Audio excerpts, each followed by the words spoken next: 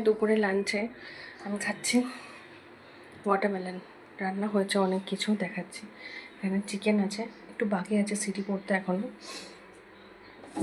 শাকটা ভাজবো বলে বার করেছিলাম, শাকটা ভাজা হয়নি আসলে। আমি আর আমার বর আজ রোববার যেহেতু, তো আমরা একটু বাইরে বেরিয়েছিলাম মেয়েকে নিয়ে, ডমিনোজে গেছিলাম।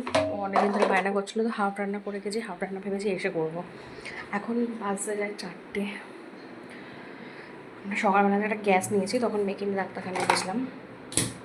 ভেজি লোটে মাছ করেছি এখানে, এখানে করলা ভাজা, আর ভাত, মানে হাফ রান্না হয়েছে আর হাফ বাকি আছে করতে।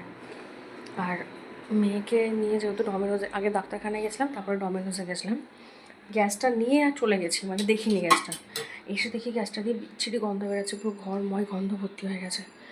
সঙ্গে সঙ্গে ওখানে ফোন করলাম, যেহেতু আজকে সানডে 2টো অবধি খোলা, তাই জন্য কোনো ওরা রেসপন্স করলো না। যে কাকা গ্যাস দিয়ে যায় তিনি তো আরও, মানে ওনাকে যেহেতু পয়সা দেওয়া হয় না এক্সট্রা করে, আগে দিতাম, ঝামেলা হওয়ার পর আর দিই না, তো তিনিও কোনো রেসপন্স করলো না, বললে আমার ছুটি হয়ে গেছে। এখন 4টে বাজে, আমরা কিচ্ছু খাইনি, মানে সকালবেলা ব্রেকফাস্ট একটুখানি মুড়ি খেয়েছিলাম সেটা।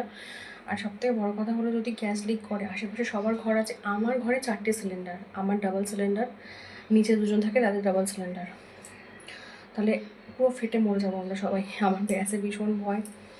আমি প্রায় বিয়ের কয়েক বছর আমি ইন্ডাকশানে রান্না করেছি গ্যাসের ভয়ের জন্য। তো আজকে আমাদের তো হাত পা কাঁপছে, প্রচণ্ড জোরে খিদে পেয়েছে। 4টে বাজে, মানে ভয়ের চোটেও হাত পা কাঁপছে আর খিদের চোটেও কাঁপছে। তাহলে আমি এখন তরমুজ খাচ্ছিলাম, যেহেতু বর ওই এমার্জেন্সি নাম্বারে ফোন করেছিলাম, ফোন করতে ওরা এলো।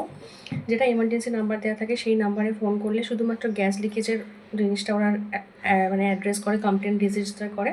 আর রেজিস্টার করার উইদিন 1 আওয়ার, 1 ঘন্টার মধ্যেই কোনো একটা স্থানীয় লোককে পাঠিয়েছে যে ওদের সাথে কানেক্টেড। তারা এসে গ্যাসটাকে দেখলো, প্রচণ্ড জোরে বেড়েছে, শো শো আওয়াজ হচ্ছে। তাহলে ও আমার বরের সাথে বাইকে করে ওই লোকটা এখন গেল, যেহেতু আমার ঘরে আমি আর আমার বর ছাড়া আর কেউ নেই, তো দুজনে গেল। এখন জানি না কী হবে, কিন্তু সিলিন্ডারটা আমরা রাখতে পারবো না, কারণ ওটা রাখলে পরে আমাদের সঙ্গে আশেপাশে সবার ক্ষতি হতে পারে। আর আমার গ্যাসে ভীষণ ভয়, মানে পুরো নিচের ফ্লোরটা পুরো জাস্ট ভর্তি হয়ে গেছে গন্ধে।